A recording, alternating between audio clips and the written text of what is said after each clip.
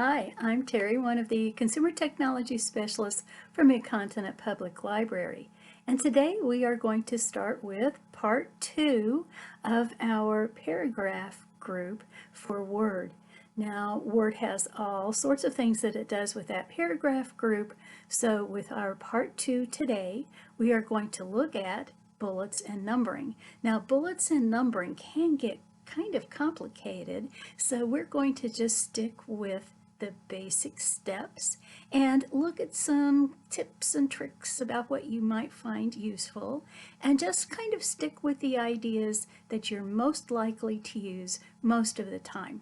So let's get started with our first example and look at some bullets. Looking at our first list, we can see that it is of trees in my neighborhood, and then I've just sort of looked outside the window and tried to detect what the different trees were. So there's no particular order to this list. In fact, lists that are bulleted are sometimes called unordered because it really doesn't matter which item is first, which one is last, and how they are arranged.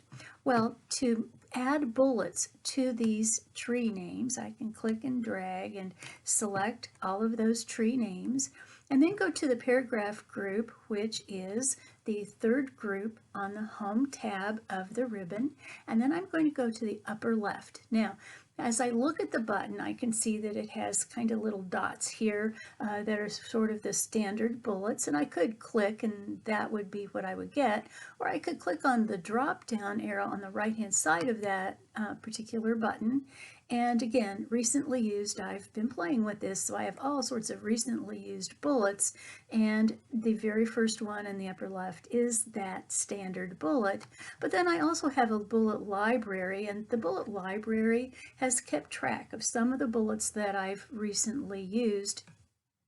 And then there are also document bullets that, again, as I've played with this document and inserted bullets, it's kept track of those as well. So these are bullets that are kind of a default, or sometimes they're even kind of just stuck with this document because I've played with it before this example.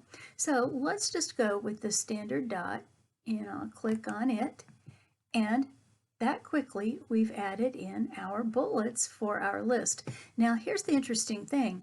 All of those tree names were lined up on the left margin, but when you add bullets and numbering as well, notice that as we look at the ruler, the bullets are now lined up on the 1/4 inch inside of that left margin, and then the text starts a 1/4 inch after that on the 1/2 inch mark. Now that's important for us to remember because we may decide to play with those settings just a little bit later on. So stay tuned and let's go to our next example. Sometimes you know from the very beginning that you want to create a list, and you'd really just as soon have the bullets in your document as you type rather than type the words, select them all, and then add the bullets. So we can do that. I've clicked in the line below craft supplies that we need to bring, and I'm just going to go to the bullets button, and this seems like it could just be the little dot, the regular bullet, so I'm going to click on that button. Now I have my bullet and I can start typing. So what are the supplies? Well, let's see, let's bring in scissors. I'll press enter. It brings in another bullet. I didn't have to do anything fancy. Let's type glue, press enter, and because I capitalized the S in scissors, I also get a capital G for glue. That's pretty interesting. Well, let's go ahead and finish this list. Paper, press enter, and glitter. And press enter. Now notice that I get an empty bullet here, and I want to end the list. I don't want to have another bullet or a blank bullet for sure. So I'm going to press enter a second time. That turns off the bulleting and still takes me to a new line where I could start a new paragraph. Well, since we have this list, let's also look at some other things that we could do. So for example, I could add something between glue and paper. So let me click after glue, press enter, and I automatically get another bullet, and so I could type in markers. If I don't capitalize that M though, it will not capitalize. So I'll just capitalize my M. Then let's say that I want to add more to the bottom of this list. Well, I just go to the end of glitter, press enter, and again I get a bullet. So I will type ruler and press enter. Once I get a bullet with nothing beside it, I want to get rid of that, so I'll press enter another time to end that list. I'm pretty sure that you have at some point received a list and it had something besides just these regular plain bullets.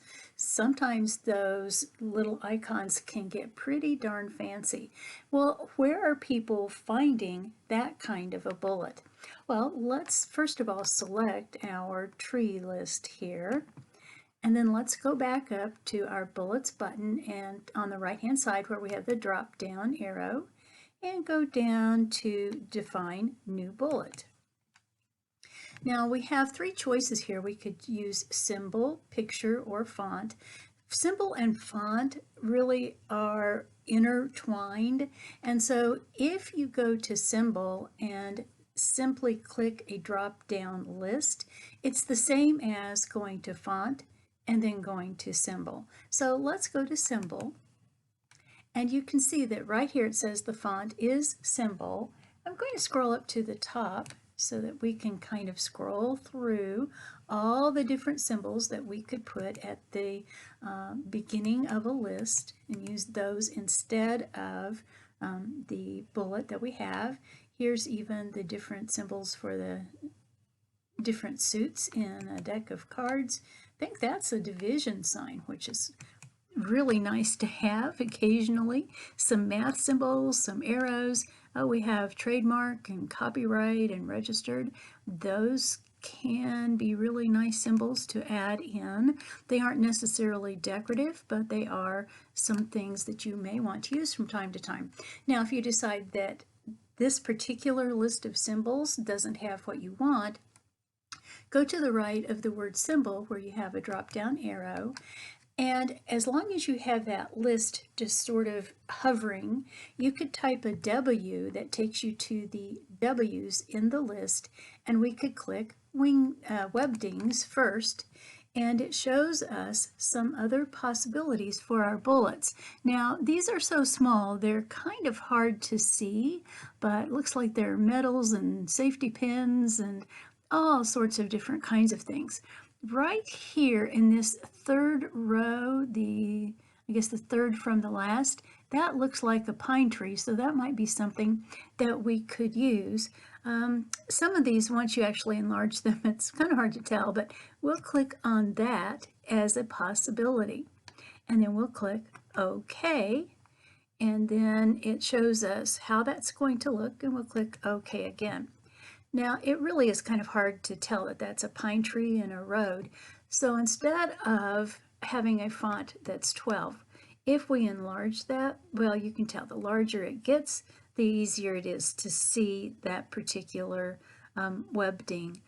So you kind of have to use your judgment here when you create these lists so that the bullet that you select is actually kind of helpful, and people can interpret and decide what that means. Well, we could also then go to that second list that we created, and let me select all of those items, and we'll go back to our bullets button and go down to define the new bullet. And when we go to symbol, let me also show you that besides symbol and webdings, if I type that W again, below webdings, you also have wingdings. Now, I happen to have 3 different sets of wingdings that I could scroll through. You might only have 1 or 2. It just depends on how different computers are set up, but those are certainly possibilities as well. I'm going to cancel out of there for a second, and this time go to picture. Now, when I go to picture, I could insert a picture from a file. So this is a picture that I have on my computer. Down at the bottom I have OneDrive, so that would be a picture that I've saved to the cloud, but I also have this Bing image search. So when I search Bing, and let's see, I could maybe put scissors. I think those would be easy to find. The Bing search does a search through Creative Commons, so we know that these are images that we can use, that we are legally okay using them, and then we could simply scroll through the different pictures and find one that we think would work well as a bullet. And as I scroll through, I may decide that I kind of like the very first one the best. So let's go up to the top here and find these little scissors. They kind of even look like kid scissors, don't they? And click Insert and click OK. And again, if I change the font size, it's going to be a little bit easier to see what those are. But there I have my scissors as bullets. Even though we said that we would concentrate on very simple lists of bullets and numbers today, you may occasionally really feel the need to have at least a two-level list. So let's look at some very easy ways that you can accomplish that. And we're going to look at some cities I've visited recently, and I'm going to click just in front of the B here of Blue Summit. I see it kind of a connection to independence that should work here. So how can we increase and decrease the bullets within a list? Well, one of the ways is we can go to the paragraph group and go to the upper right where we have the buttons that are for decrease and increase and indent. So I could click increase indent, and it moves Blue Summit over to the right, and notice that I have a second level bullet. Now I can click again and it becomes a third level bullet and a fourth level bullet. So the bullets actually change as you click that button. Now the same thing will be true if we decrease the indent and take it back to where its original location is. Now another thing that we can do is press tab. So let me press tab, and I have made sure that I've clicked in front of the B of Blue Summit, and there I have the same change of location and the change of the bullets as we go through the different levels. Shift tab will reverse the different levels and the different bullets. Now, one of the other things that we can do, which you may really find as something new, and it's really only for outlines and numbering, is that we can use Alt, Shift, and then the right and left arrow keys. So if I hold down Alt and Shift and then use my right arrow key, it again moves Blue Summit to the right.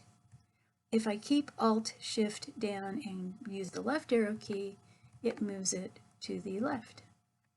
I want to go to the right. Let's keep that indented. Now there is one other thing that we can do. So I'm going to come down here to Lake Lotawana because I see it as related to Lee's Summit, and that is we can come up to the ruler. Now as we look at the little buttons that are on the ruler, the first one here is called First Line Indent, and then the other two really work together. One is a left indent and one is called a hanging indent. And we can click and drag on those two buttons and perhaps move Lake Lotawana. So let me click and drag. And I've moved Lake Lotawana, but I have kept the bullet in its original position. Now if I decide that I want to move the bullet also, then I take that the first line indent tool, click and drag it. And so I have different ways of indenting. Now this click and drag method on the ruler is extremely helpful, and it can be very detailed in what you do. So be sure to practice with that, but you may find that's exactly what you need.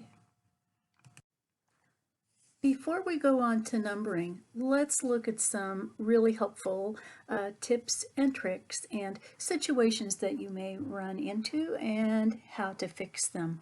So, for example, I may decide that I want my list to be in color.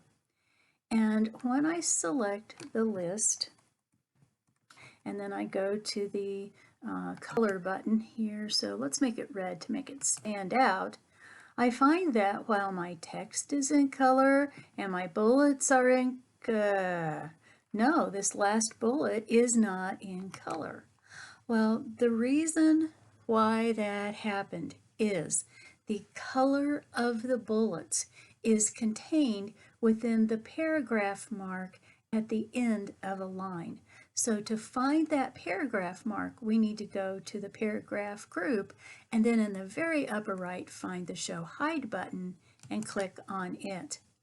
Now you can see that at the end of Independence, for example, that paragraph mark is red, whereas this paragraph mark after Raytown is not red. So I need to select that paragraph mark, then go up to the font group and click on the font color button to change that bullet. Now lots of times it's not that you want to add the color, but that you want to take it off. And again, the same thing applies where lots of times you'll find that list and you'll select everything but that last paragraph mark. And so then when you change it back to a normal color, oh darn, I've got everything right, except now I've got a color bullet. How do I fix that? Well, again, remember to go to your Show Hide button, find that paragraph mark, and then change the color of that particular font. Well, let's scroll on down, because this also happens where you are typing along and you are just typing long pieces of information per bullet.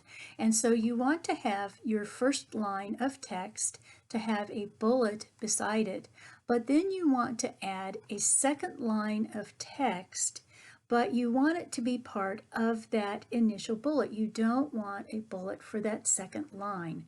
Well, what we can do is click at the beginning of this second sentence, and we're going to press Shift and Enter on the keyboard, pull that second line down, and you can see that since I have my Show Hide on, that symbol is called a soft return, and it will let me pull in that second line, but it doesn't repeat the bullet.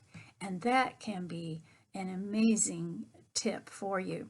Now, one other thing that happens from time to time, and I've never really found out how to predict when it will or won't happen, is that I may have a bullet and a lot of information, and then I create my second line of information, etc., and I create my whole list, and then at some point I realize that in revising what I've done, that I need to get rid of this first bullet, and I just want to pull in a second bullet. And lots of times that presents no problem. So if I click at the beginning of the text and I do a Shift End and I press Delete, it should just pop up right like that. Except that sometimes that doesn't happen. So what happens if you find that you're just fighting how the text and the bullets are acting? Well, one thing that you can do is click in front of that first line that you're going to eventually get rid of and press your space bar a couple of times. I'm going to press mine 3 times. And then I can delete that line.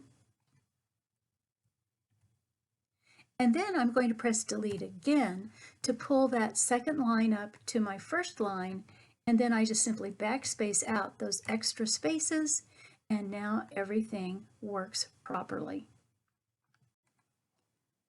Now let's look at numbering, and you're going to find that how you work with numbers is very similar to how you work with bullets. But in our first list here, it's things to do today. And because I'm going to use numbering, that means it's an ordered list. Now, there are 2 different types of order.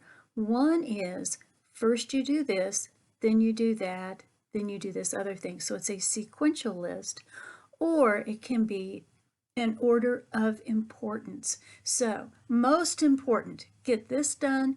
Next important, get this done. The last thing in the list is the least important. So things to do today. Let's select that. And this time we'll go up to the numbering button, which is just to the right of the bullets. And I can click the drop down on the right hand side of this button. And you can see that we have numbers, but notice that we have a number and a period. We have Roman numbers, we have ABC. What else do we have? Down here at the bottom, I also have numbers with parentheses. I have lowercase letters. So I have a lot of different choices in the different kinds of numbering that I want to use. Well, I'm just going to go with the 1 and the period, so kind of a standard way of numbering, and I'll click. And so now with my things to do today, I'm going to turn off that show hide so it's a little easier to read. Most important is grocery shopping.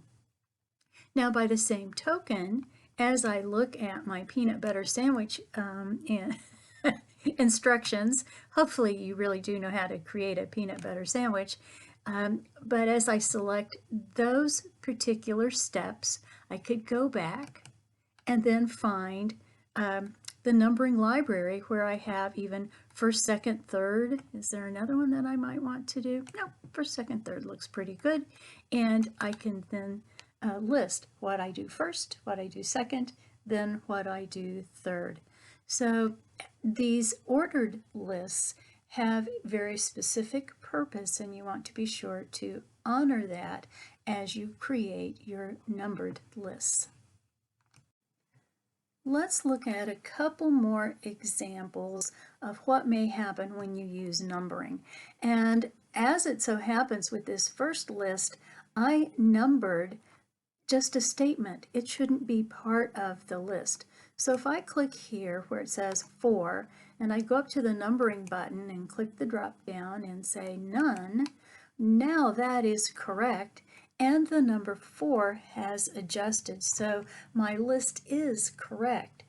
But what would happen if, say, you wanted to start with number 1 again? Or what if this actually became number 1 and you wanted it to be number 4? How can you change how that list is created? Well, you right-click on the entry in your list that you want to change, and then it should let you restart at 1, for example. Or if I right click and continue the numbering, it should let me do that.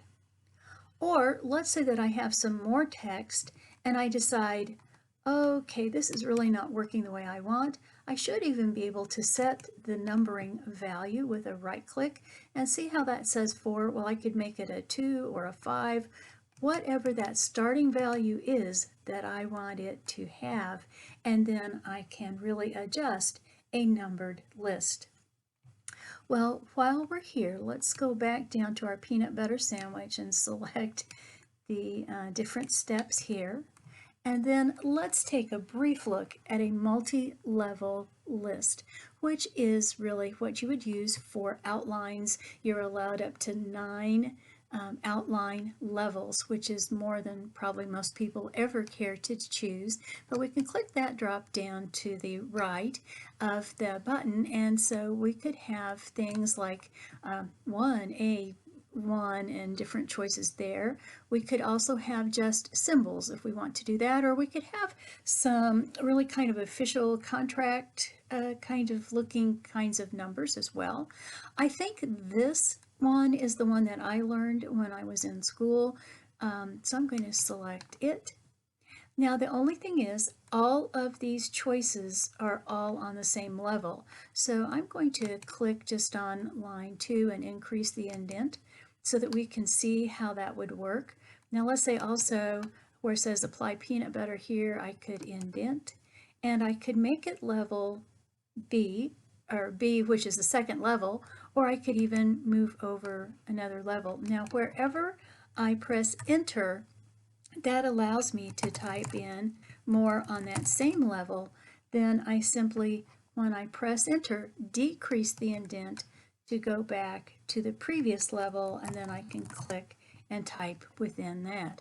So these are relatively easy to use, but select the pattern that you think will go best with what you are using. To learn even more, be sure to go to mymcpl.org/online learning, where you will find our great online resources, which include Universal Class, lynda.com, and Learning Express Library. Be sure to join us each week as we present a variety of tech topics. Each week we premiere 3 new videos. You'll be able to find them at 1 o'clock on Wednesday and Friday, or at 2 o'clock on Tuesday. You can find us on Facebook at MCPL 360, or if you prefer, be sure to subscribe to our MCPL MO channel on YouTube, where you'll be able to find our MCPL Consumer Technology Resources playlist.